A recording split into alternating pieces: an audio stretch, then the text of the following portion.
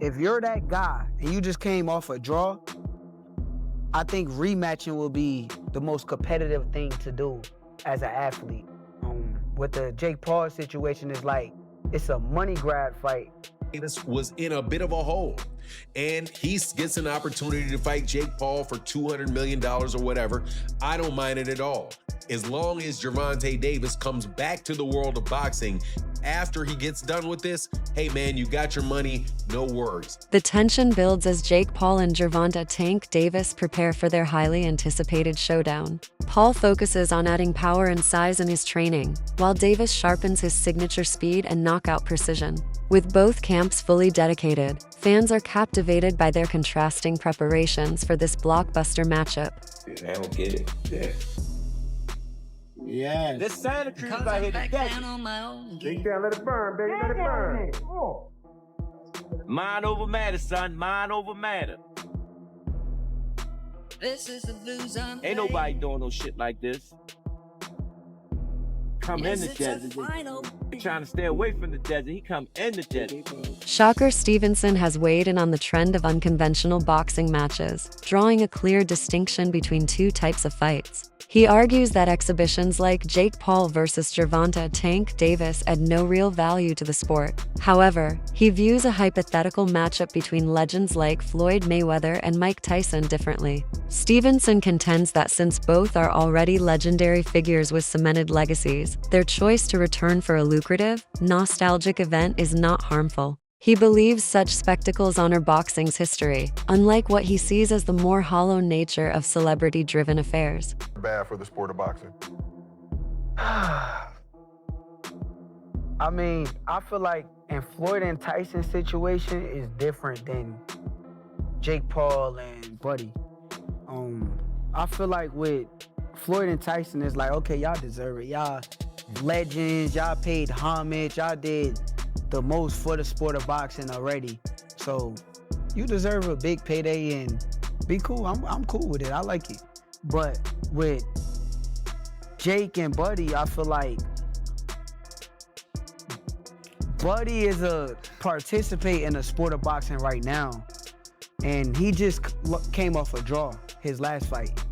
So if you're a real champion and top level guy that you say you are, which I think you are too. I think you're the truth. But if you're that guy and you just came off a draw, I think rematching will be the most competitive thing to do as an athlete. With the Jake Paul situation, is like, it's a money grab fight. So to me, it's like some WWE shit.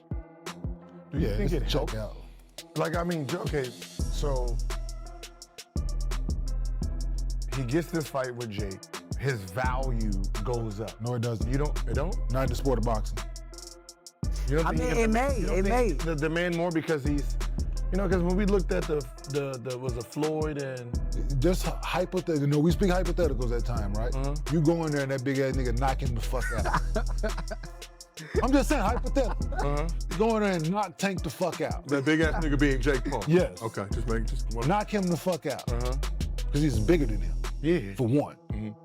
By chance, it is a fight. I think the thing is with Buddy and Jake fight, I feel like it's two sides of me with it. Cause from a competitive aspect and me being the mentality that I got, I feel as though I probably would have done a rematch. Yeah.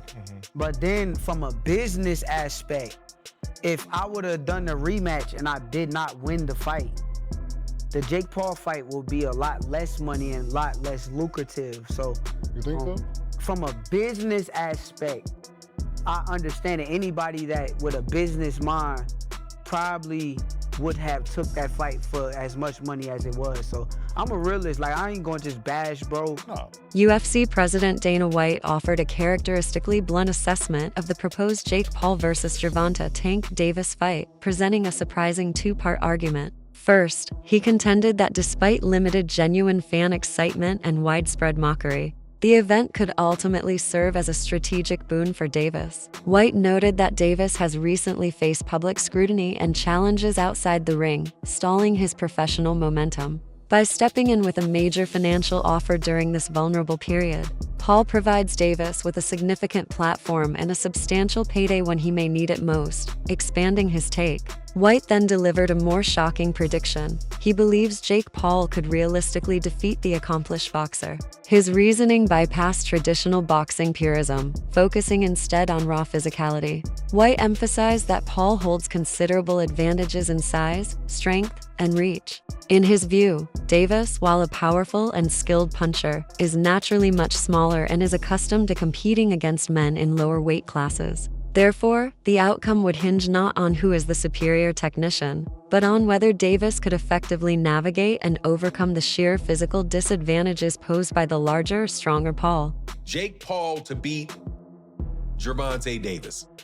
This is not a fight that I'm excited for at all. I would rather have Gervonta Davis fighting in a real boxing match against the likes of Lamont Roach, Shakur Stevenson, Keyshawn Davis, Emmanuel Navarrete, anybody that is in the 135-pound division and around. That's where I want to see Gervonta Davis fight. However, we live in a world where everybody is trying to do things as big as possible. And the biggest fights possible right now, unfortunately for the sport of boxing, is an exhibition fight between Jake Paul and Gervonta Davis. So, I do like it for this reason, though. I like it because it is allowing Gervonta Davis to have a fight that is going to be big and that the mainstream media is going to have to cover, the mainstream media outside the world of boxing. Gervonta Davis has been, without a doubt, blocked, having venues blocked, having fighters, having other promoters paying fighters away to go different directions from Gervonta Davis. So Gervonta Davis was in a bit of a hole, and he gets an opportunity to fight Jake Paul for $200 million or whatever. I don't mind it at all. As long as Gervonta Davis comes back to the world of boxing after he gets done with this, hey man, you got your money, no worries. But you gotta love Dana White having the audacity to pick Jake Paul in this fight. Former world champion Paulie Malignaggi has offered his candid perspective on a potential matchup between Terence Crawford and Jake Paul. While he lauds Crawford as an elite, technically masterful fighter, Malignaggi issued a stark warning about the undeniable power of physical disparities. He pointed to boxing history, where smaller champions have often faltered when ascending to foreign weight. Malignaggi emphasized that Jake Paul's natural frame, combined with his demonstrated raw power, could present serious problems for Crawford. Despite the vast gulf in technical skill, for Malignaggi, the core issue is not one of talent, but of inescapable physical limits. Boxing remains a sport where size, strength, and durability are fundamental factors. He concluded that even a fighter as sharp and adaptable as Crawford would find it profoundly risky to face an opponent with such a significant size advantage,